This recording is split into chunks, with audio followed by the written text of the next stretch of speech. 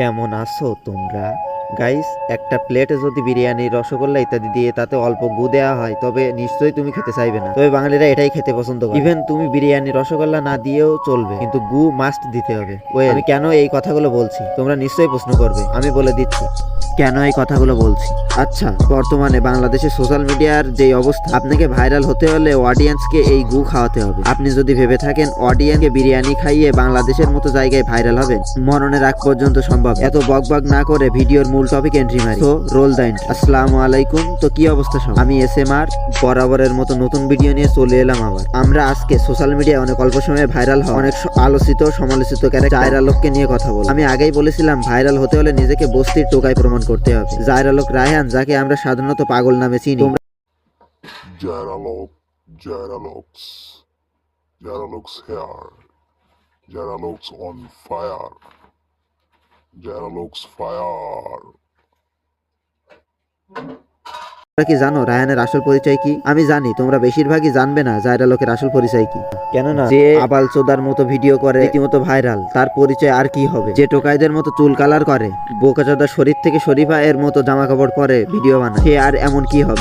But তোমরা তাকে যেমনটা ভাবছো বিষয়টা কিন্তু তেমন। এখন তোমরা প্রশ্ন করবে বিষয়টা তাহলে কি? ওয়েল, আমি বলে দিচ্ছি বিষয়টা কি। জায়ের আলোক, যাকে আমরা পাগল চোদা নামে চিনি, তোমরা কি জানো জায়ের আলোক একজন software engineer?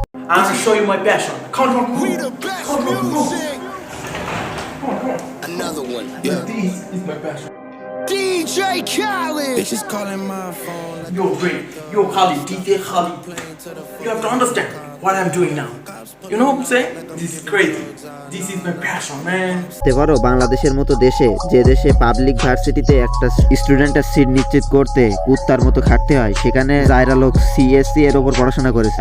Yo, Drake, I've been calling you, I've been texting you, you're not replying. I actually been FaceTiming you, so I'm sending you this video so you can feel my passion and pain. You have to shoot.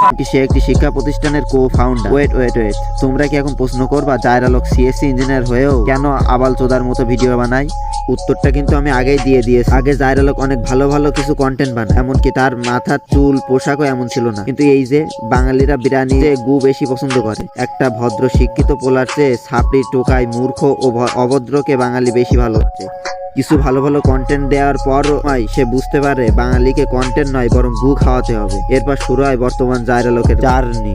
যতদিন সে ভালো content দিয়েছে audience তাকে বাল দিয়েও পাত্তা দেয়নি, কিন্তু যখনই সে আবাল চোদার মতো ভিডিও তৈরি করলো, মাত্র একটা ভিডিওতে সে ভাইরাল। ফুচকা নিয়ে তার যে ভিডিওটা, তাতে সে পাবলিককে প্রচন্ড ভাবে চুতিয়া বানায়, কেননা তার ভিডিওর অর্ধেক কথা অডিয়েন্স এর জানার বাইরে। বুঝতে হবে ব্রো, না বুঝলে কিন্তু হবে না।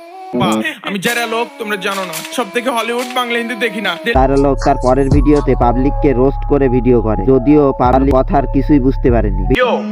আমি জানতাম তোমাদের অনেক কুরকুরি আছে ব্রো, কিন্তু আমি জানতাম না তোমাদের এতটা কুরকুরি থাকতে পারে। ভিডিওতে সে বলে সে এখন ভাইরাল। ভিডিও দ্বারা সে এটা বোঝাতে চায় সে ভালো কন্টেন্ট দিয়ে ভাইরাল হতে পারেনি, তবে আবাল চোদার মতো মাত্র একটি কন্টেন্ট দিয়েই সে ভাইরাল।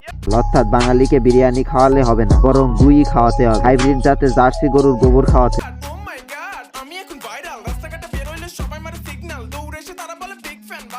তবে অনেক পাবলিক তাকে নেশাখোর বলে গালি দেয়, যদিও জায়ের আলোক তার পরবর্তী ভিডিওতে এমন ভাবে বুঝায় সে নেশা করে না। কিন্তু নেশা জগতে যাই না, নেশা আমি করি না, নেশা আমি ধরে নাই, 2-1 ড্রিঙ্কস করছি তবু নেশা হয় না, সিগারেট খাই না, ইয়াবা শুই না, 2-4টা পলিথিনে বোড়া আমি কোনোদিন চুকি না, গাঁজা আমি খাই না। কিন্তু এবারও বোকাচোদা অডিয়েন্স তার কিছুই বুঝতে পারে না। এমনকি একটি ভিডিওতে জায়ের আলোক বলে বোকাচোদা বাঙালিকে সে একবার তার পরিচয় আর ট্যালেন্ট দেখাবে না, যা ইচ্ছে বলো, যত খুশি গালি দাও, কেননা বাঙালি সেটা পছন্দ করে। তবে সে ভিডিওতে এইটা ক্লিয়ার করেছে যে একসময় বাঙালি তার ট্যালেন্ট বুঝবে। জানবা সবই তোমরা জানবা, ধীরে ধীরে জানবা, মানবা আমার কথা একদিন তোমরা মানবা, আস্তে আস্তে মানবা, গাইবা আমার গান একদিন তোমরা গাইবা যখন তোমরা বুঝবা। তো আজকের মতো এই পর্যন্তই। তোমরা যারা আমার ট্যালেন্ট বুঝে চ্যানেলটাকে সাবস্ক্রাইব করছো না, অনুরোধ করছি সাবস্ক্রাইব করো। আমি অনেক কষ্ট করে ভিডিও বানাই, তাই প্লিজ সাবস্ক্রাইব করে লাইক কমেন্ট করো আর শেয়ার করে বন্ধুদের মাঝে ছড়িয়ে দাও। আল্লাহ হাফেজ। আপনারা আবার আমার দেখা ভাইবেন না যে আমি গোসল করে আইলাম। আসলে এই গরমের ভিতরে দুপুরবেলা টয়লেটে হাগু দিতে গেছিলাম, তাই গাইমা এই অবস্থা। আপনাকে সচেতনতার লেগে কইতাছি, টয়লেটে একটা ফ্যান লাগানো জরুরি। যদি টয়লেটে ফ্যান নাও থাকে তাইলে অবশ্যই দুপুরে হাগু দিতে গেলে একটা সারদার ফ্যান লগে করে নিয়ে যাইবেন। আর যদি একটু সামর্থ্যবান হন তাইলে অবশ্যই টয়লেটে একটা AC লাগাইবেন।